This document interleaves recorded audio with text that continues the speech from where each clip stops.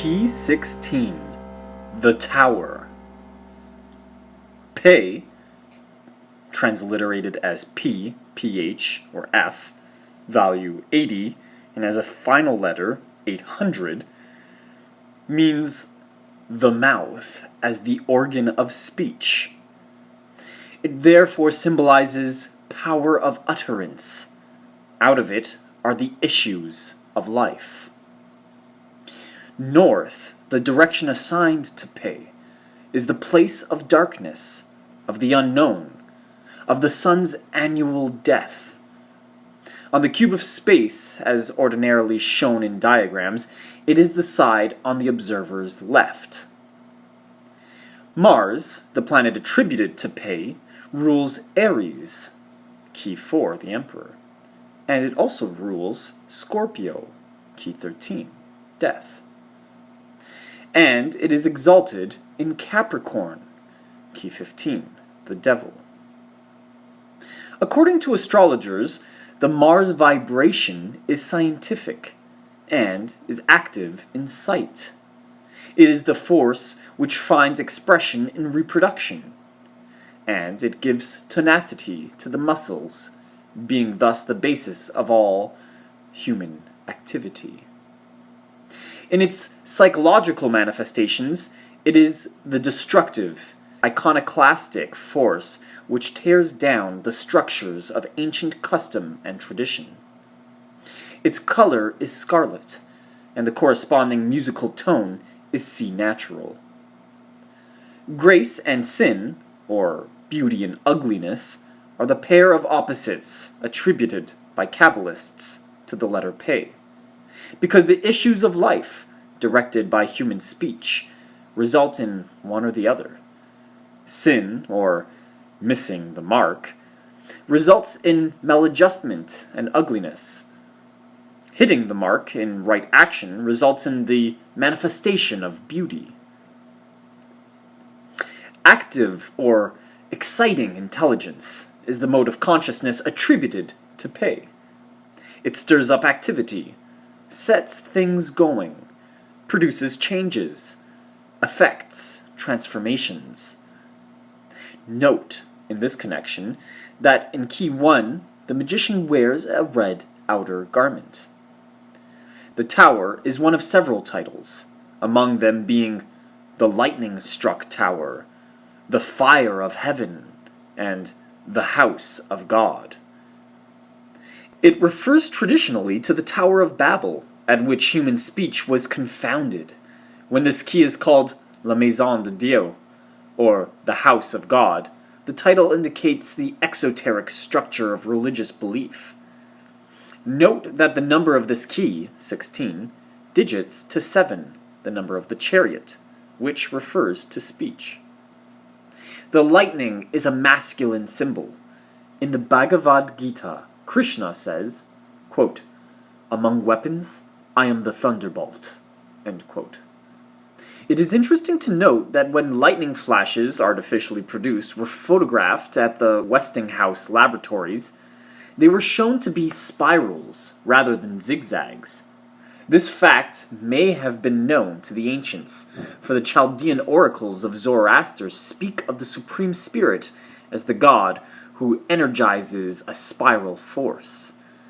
In olden times, lightning was an emblem of fecundation and nutrition, as we learn from Plutarch, who says, quote, "The agriculturalists call the lightning the fertilizer of the waters, and so regard it." End quote.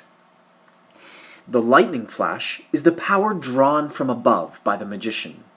It is the sword of the charioteer, the scepter of the emperor, the force which turns the wheel of fortune, the scythe of death, and the light streaming from the hermit's lantern.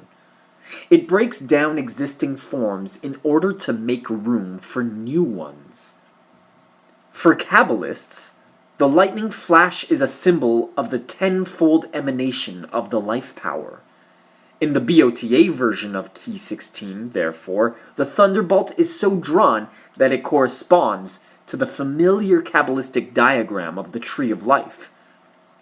Concerning this, the Book of Formation says, quote, 10 ineffable Sephiroth numerations. Their appearance is like that of a flash of lightning. Their goal is infinite. End quote.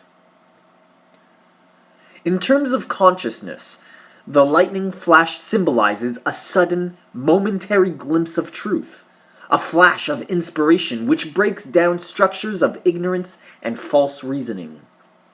The tower has the same basic meaning as the garden of the magician, the throne of the emperor, the turning wheel, the field in Key 13. It is subconsciousness, considered as the root substance which takes form, first as mental images, and ultimately as physical things. From moment to moment, throughout all time, it is being transformed. It is the Prakriti of the Hindus, concerning which it is written, quote, "True knowledge makes Prakriti disappear, first as containing Purusha, the I Am, and then as separate from Purusha." End quote. The falling figures correspond to the chained prisoners in the preceding picture. They fall head first, because the sudden influx of spiritual consciousness represented by the lightning flash completely upsets all our old notions about the relations between subconsciousness and self-consciousness.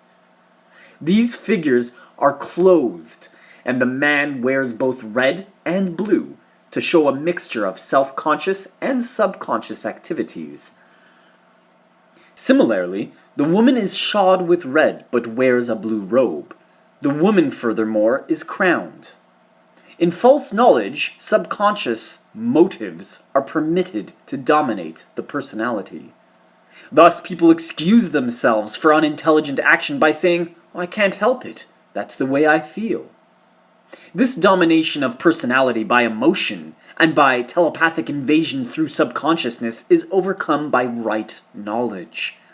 So is the concealment and division between self-consciousness and subconsciousness, here indicated by the fact that the falling figures are fully clothed. The crown knocked from the tower by the lightning flash is the materialistic notion that matter and form are the ruling principles of existence.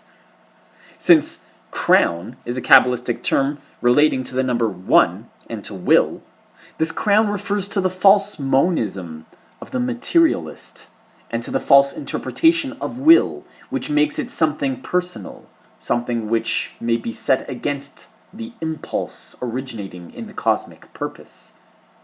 The tower has 22 courses of masonry and is built of brick.